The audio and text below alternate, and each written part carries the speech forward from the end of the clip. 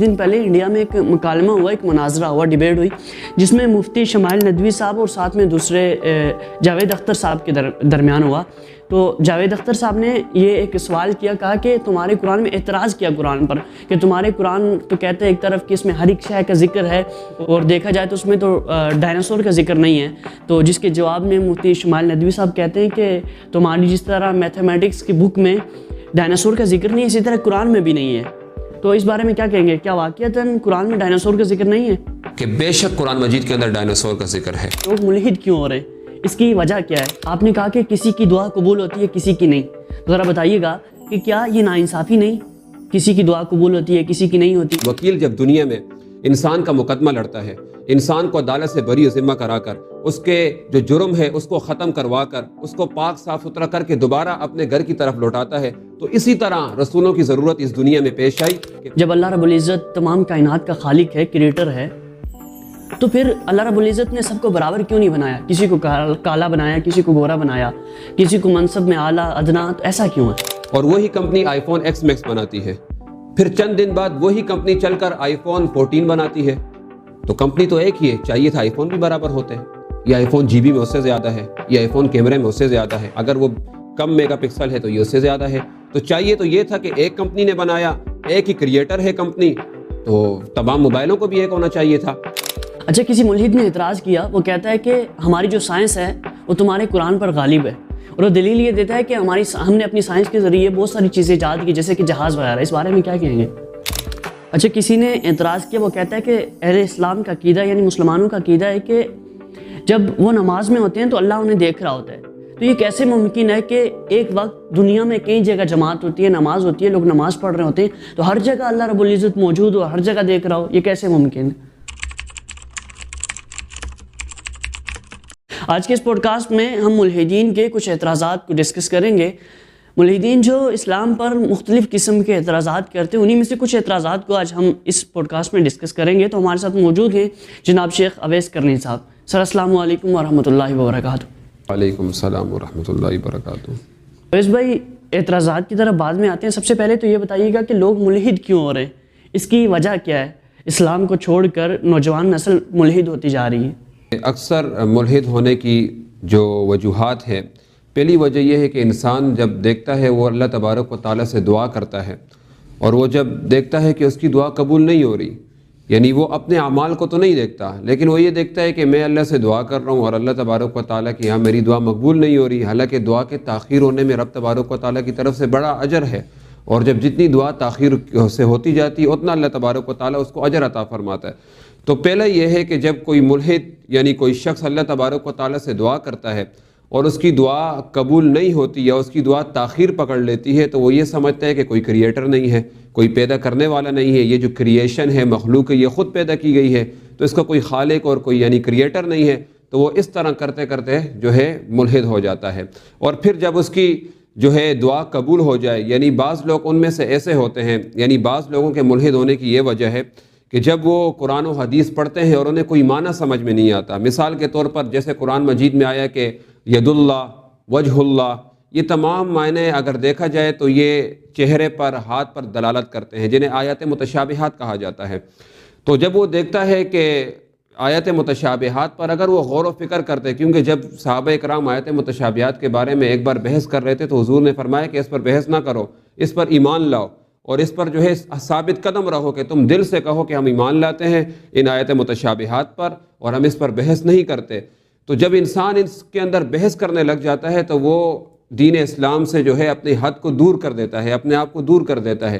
تو یہ دو وجہ بہت مین ہے، یہ دو وجوہات ایسی ہیں کہ جن کی وجہ سے انسان ملحدی کی طرف جاتا ہے۔ ان میں سے جو بڑی وجہ ہے وہ دعا کی ہے۔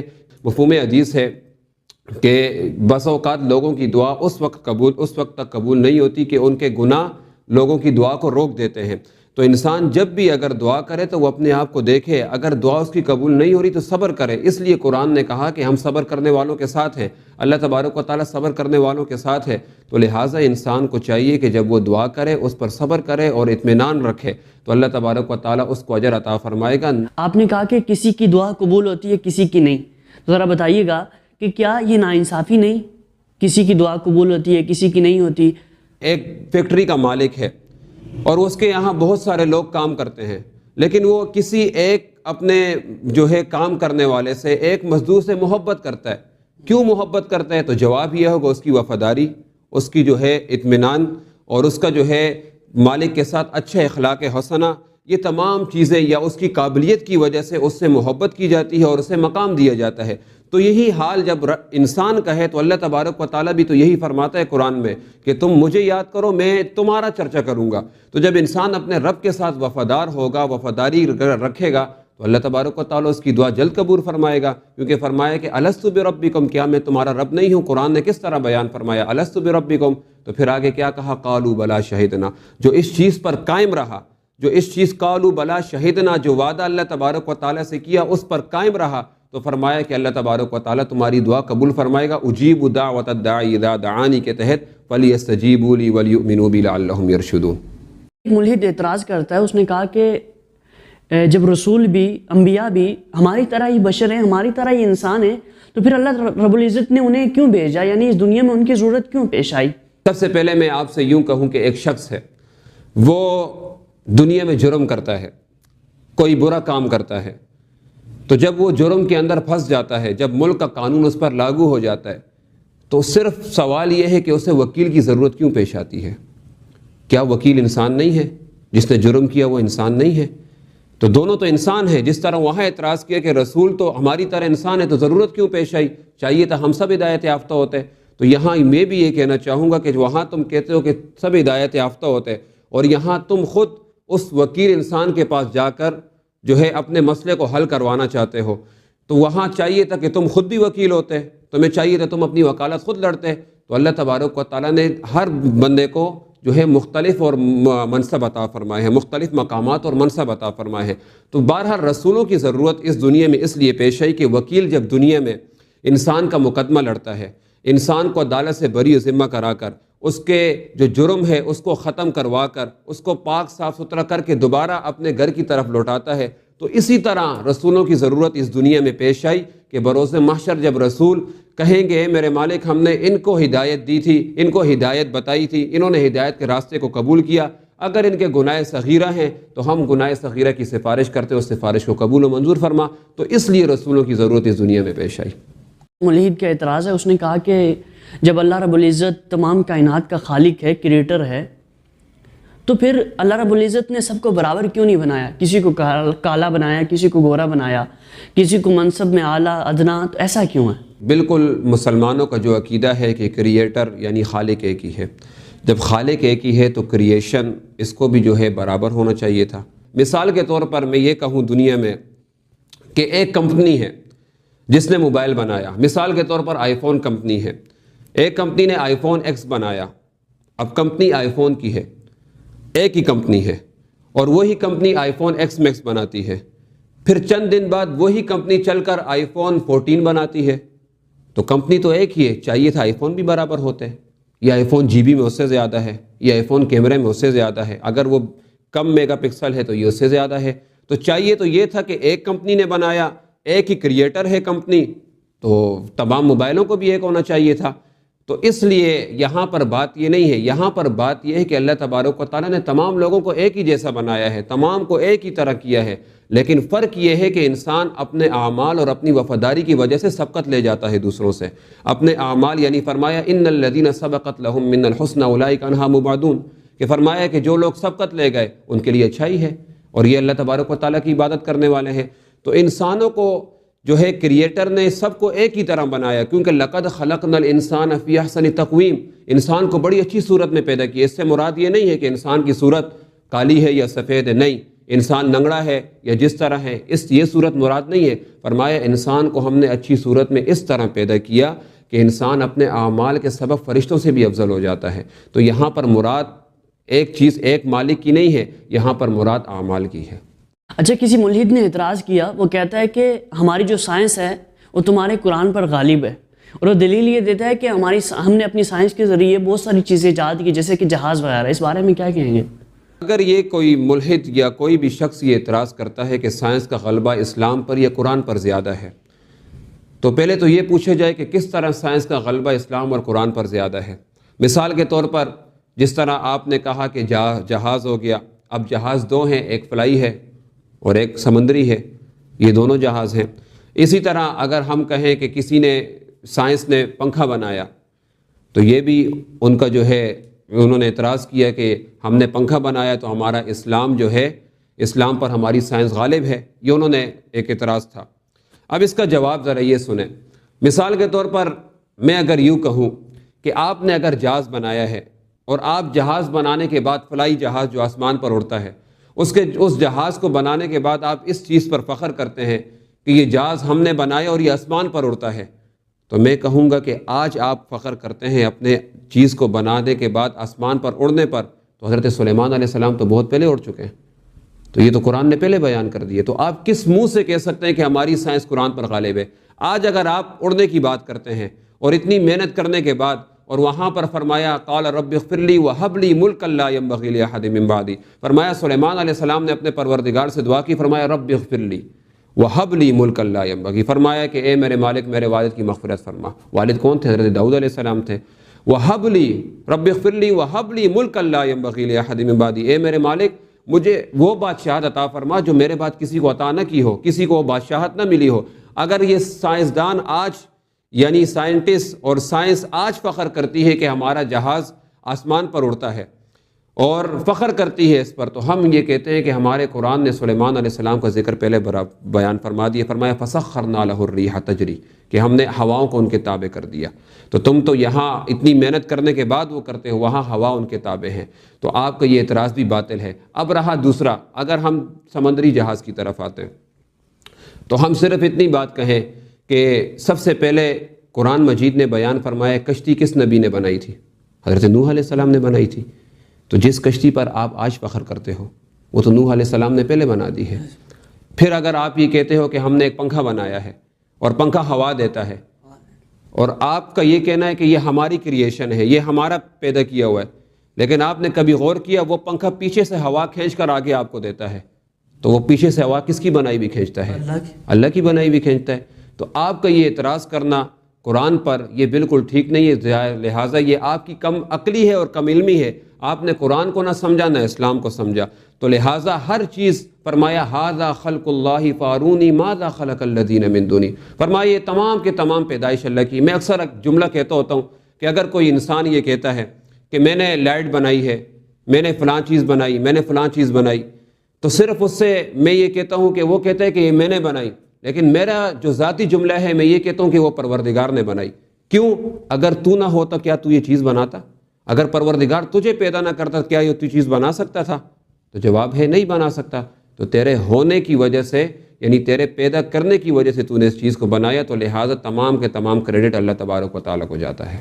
اچھا، کسی نے اعتراض کیا، وہ کہتا ہے کہ اہل اسلام کا عقیدہ یعنی مسلمانوں کا عقیدہ ہے کہ جب وہ نماز میں ہوتے ہیں تو اللہ انہیں دیکھ رہا ہوتا ہے، تو یہ کیسے ممکن ہے کہ ایک وقت دنیا میں کئی جگہ جماعت ہوتی ہے، نماز ہوتی ہے، لوگ نماز پڑھ رہے ہوتے ہیں، تو ہر جگہ اللہ رب العزت موجود ہو، ہر جگہ دیکھ رہا ہو، یہ کیسے ممکن ہے؟ ملحدین کا جو اعتراض ہوتا ہے وہ فقط اس چیز پر ہوتا ہے کہ وہ اللہ تبارک و تعالیٰ کو اس طرح تصور کرتے ہیں جس طرح مخلوق کو تصور کرتے ہیں، یعنی جو میں نے آپ سے کہا ید اللہ وجہ اللہ کے معنی پر وہ پڑ جاتے ہیں، اور جس طرح مخلوق کا چہرہ ہوتا ہے، آنکھیں ہوتی ہیں، ہاتھ ہوتے ہیں، تو وہ اللہ کی طرف بھی اس طرح پڑ جاتے ہیں۔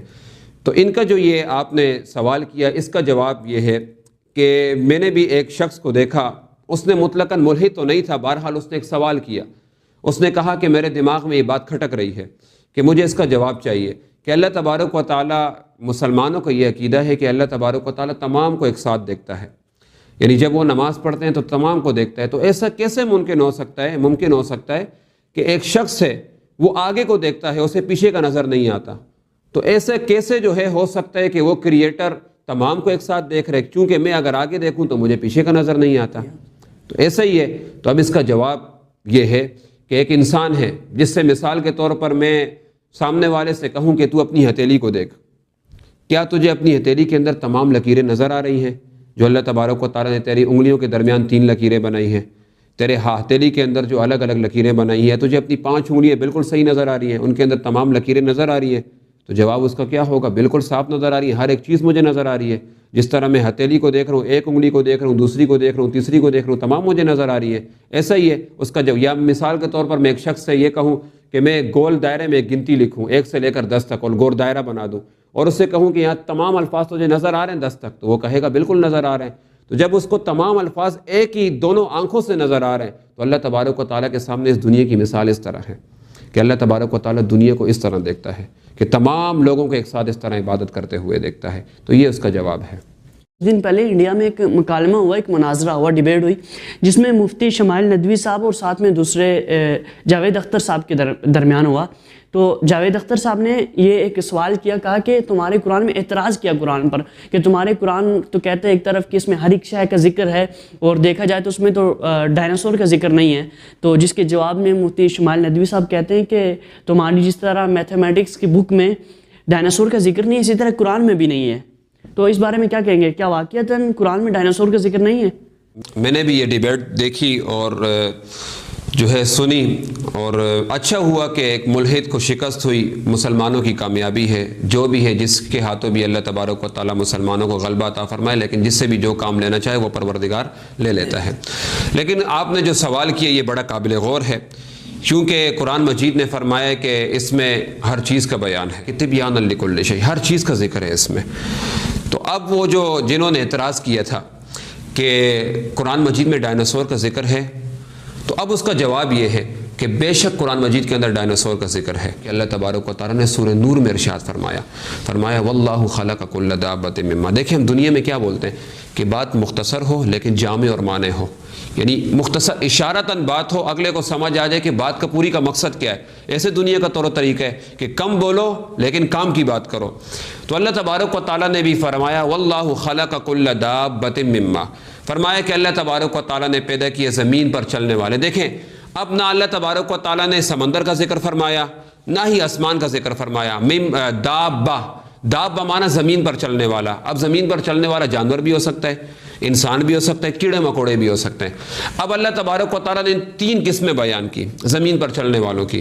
فرمایا پہلی قسم کیا ہے؟ فَمِنْهُم مَّن يَمْشِي عَلَىٰ بَطْنِهِ، پہلی قسم یہ ہے کہ وہ جو اپنے پیٹ کے بل چلتے ہیں۔ ابھی ہم نے خود پہچاننا ہے کہ پیٹ کے بل کیا چلتا ہے۔ تو جب ہم زمین پر نظر دوڑائیں گے اور دیکھیں گے پیٹ کے بل کون سی اللہ تبارک و تعالیٰ کی مخلوق چلتی ہے، تو ہم جب شام کو دیکھیں گے تو ہمارے دماغ میں آ جائے گا کہ پیٹ کے بل چلتا ہے۔ تو ابھی ہم نے مائنڈ خود لگانا ہے۔ پھر اللہ تبارک و تعالیٰ نے ارشاد فرمایا وَمِنْهُم مَّن يَمْشِي عَلَىٰ رِجْلَيْنِ، کہ بعض وہ ہے کہ جو 2 ٹانگوں پر چلتے ہیں۔ اب ہم مائنڈ لگائیں گے کہ 2 ٹانگوں پر کیا چلتا ہے، تو جب ہم غور فکر کریں گے تو 2 ٹانگوں پر ہمیں چلتے ہوئے خود انسان نظر آئیں گے۔ اب آپ ڈائناسور کو دیکھیں، 2 ٹانگیں نہیں ہیں اس کی، ایسا ہی ہے، وہ تو 2 اوپر چھوٹے سے ہاتھ ہیں اس کے، نیچے تو 2 ٹانگیں۔ تو ہم نے خود مائنڈ لگانے کہ اللہ تبارک و تعالیٰ نے کیا کیا تمہارے لیے پیدا کیا، خود دماغ لگاؤ۔ تو کہا کہ اس لیے تمہیں افضل اور اعلیٰ مخلوق کہا کہ تمہیں اللہ تبارک و تعالیٰ نے دماغ دیا۔ فرمایا وَمِنْهُم مَّن يَمْشِي عَلَىٰ 4، جو 4 ٹانگوں پر چلتی ہے۔ اب ہم دماغ لگائیں گے 4 ٹانگوں پر کیا چلتا ہے، تو ہم اگر بلی کو دیکھیں گے، ہم اگر گائے کو دیکھیں گے، شیر کو دیکھیں گے، بیڑی کو دیکھیں گے، تو 4 ٹانگوں پر چلنے والے ہیں۔ پھر اس کے بعد اللہ تبارک و تعالیٰ نے خود ارشاد فرمایا یخلق اللہ ما یشاء، اللہ تبارک و تعالیٰ جسے چاہتا ہے پیدا فرماتا ہے۔ اب یخلق اللہ ما یشاء پر غور کریں تو سب کچھ سامنے آ جاتا ہے۔ پھر آگے اللہ تبارک و تعالیٰ کہتا ہے ان اللہ علی کل شیء قدیر، اللہ تبارک و تعالیٰ ہر چیز پر قادر ہے۔ اچھا، کسی ملحد نے اعتراض کیا، وہ کہتا ہے کہ میں اللہ کو، تمہارا جو کریٹر ہے جسے تم خدا مانتے ہو اللہ، میں اسے دیکھنا چاہتا ہوں پر وہ دیکھ نہیں میں اسے سکتا، ایسا کیا اس میں خاص ہے جو میں اسے دیکھ نہیں سکتا؟ اگر کافر ہے، کافر یہ کہتا ہے کہ ہمارا جو بت ہے، یعنی جس کو بھگوان کہتے ہیں اور مختلف نام ہیں ان کے بتوں کے، تو کہا کہ دیکھو وہ تو ہمارے سامنے موجود ہیں، ہم انہیں دیکھ رہے ہیں۔ یا کوئی آگ کا پجاری ہے، وہ کہتا ہے کہ دیکھو آگ تو ہمارے سامنے ہے، یہ ہمارا خدا ہے۔ جس طرح ابراہیم علیہ السلام کے زمانے میں کوئی جو ہے ستاروں کی جو ہے پوجا کرتے تھے، تو کوئی جو ہے بتوں کی پوجا کرتے تھے، تو کہا کہ ہمارے تو کریٹر، ہمارے خدا تو ہمارے سامنے موجود ہیں۔ تو آپ کا جو خدا ہے جس کو آپ وحدہ لا شریک کہتے ہو، اس کو ہم نے دیکھنا ہے۔ آپ ہمارے خداؤں کو دنیا میں دیکھتے ہو اور ہم نے آپ کا خدا دیکھنا ہے، تو ہم آپ کے خدا کو دیکھنا چاہتے ہیں۔ تو یہی سوال حضرت موسیٰ علیہ السلام نے محبت میں کیا تھا۔ انہوں نے تنزیہ کیا، جو آج اعتراض کر رہے ہیں یہ تنزیہ کر رہے ہیں، اور موسیٰ علیہ السلام نے محبت میں کیا تھا۔ تو محبتاً بھی اللہ تبارک و تعالیٰ نے فرمایا لن ترانی، اے موسیٰ تو مجھے نہیں دیکھ سکتا، فرمایا کیوں نہیں دیکھ سکتا؟ فرمایا کہ وَلَٰكِنِ انظُرْ إِلَى الْجَبَلِ فَإِنِ اسْتَقَرَّ مَكَانُهُ فَسَوْفَ تَرَانِي، کہا کہ اگر تو نے مجھے دیکھنا چاہتا ہے تو فرمایا تو اب پہاڑ کی طرف دیکھ، اگر میرے روشنی کے بعد، میری تجلی کے بعد یہ پہاڑ اپنی جگہ پر قائم رہا تو مجھے دیکھ سکتا ہے۔ اب کیوں نہیں دیکھ سکتا؟ فرمایا اللہ نور السماوات والارض، اللہ تعالیٰ آسمان اور زمین کا نور ہے۔ مثال کے طور پر میں آپ سے یوں کہوں کہ ایک شخص، جو شخص یہ کہتا ہے کہ میں اللہ تبارک و تعالیٰ کو دیکھنا چاہتا ہوں، تو میں ان سے یوں کہوں گا کہ یہ لائٹ جو دنیا میں آپ نے بلب بنایا ہے، لائٹ بنائی ہے، آپ صرف اور صرف 3 سے 4 منٹ اس کو غور سے دیکھنے کے بعد مجھ سے دیکھ کر بات کریں۔ یعنی آپ 3 سے 4 منٹ لائٹ کو دیکھیں غور سے، جب وہ اوپن ہو اس وقت اس کو غور سے دیکھیں، جب وہ روشنی دے رہی ہو، اور پھر آپ سامنے والے سے مخاطب ہو کر اس سے بات کریں۔ کیا آپ کی آنکھ اس کے دیکھنے کے بعد سامنے والے کو دیکھ پائے گی؟ نہیں دیکھ سکتی نا، کیونکہ آپ کی آنکھ میں روشنی ایک پڑ گئی ہے، آپ کی آنکھ کچھ دیر تک جو ہے اس کو قابو ہی نہیں کر پائے گی۔ تو جب دنیاوی چیزوں کو، دنیاوی خود ہاتھ کی بنائی ہوئی چیزوں کو انسان نہیں دیکھ سکتا، ہاتھ کے بنائی ہوئی روشنی نور کو نہیں دیکھ سکتا، تو اللہ نور السماوات والارض کو کیسے دیکھ سکتا ہے؟ وہ اللہ کے نور کو کیسے دیکھ سکتا ہے؟ پروردگار کو کیسے دیکھ سکتا ہے؟ اگر تم دنیا میں تمہاری آنکھ اس قابل ہے کہ تم اپنے ہاتھ سے بنائی ہوئی چیزوں کو غور سے دیکھو، تو تم پروردگار کو بھی دیکھ سکتے ہو۔ اس نے سورج بنایا ہے، ذرا سورج کو 3 منٹ دیکھنے کے بعد آپ کسی کے سامنے دیکھ کر بات کرو، آپ کی آنکھ میں اتنی برداشت نہیں ہوگی کہ آپ ڈائریکٹ کسی کو سامنے دیکھ پاؤ۔ آپ کچھ دیر آنکھ بند رکھو گے، دوبارہ کھول کے دیکھو گے دوسرے بندے کو۔ جب آپ دنیا کی چیزوں کو نہیں دیکھ سکتے، جب آپ سورج کو نہیں دیکھ سکتے، جس نے سورج کو بنایا ہے، تو سورج کے بنانے والے کو کیسے دیکھا جا سکتا ہے؟ جی ہاں محترم ناظرین، آج کے پوڈ کاسٹ میں اتنا ہی۔ مجھے اور ہمارے مہمان کو دیجیے اجازت، اور اگر آپ کا بھی کوئی سوال ہے اسلام کے متعلق، کوئی اعتراض، تو کمنٹ باکس آپ ہی کے لیے، آپ پوچھ سکتے ہیں، انشاءاللہ اسے بھی اپنے پروگرام میں ہم شامل کریں گے۔ بہت بہت شکریہ، اپنی دعا میں یاد رکھیے گا۔ اللہ حافظ۔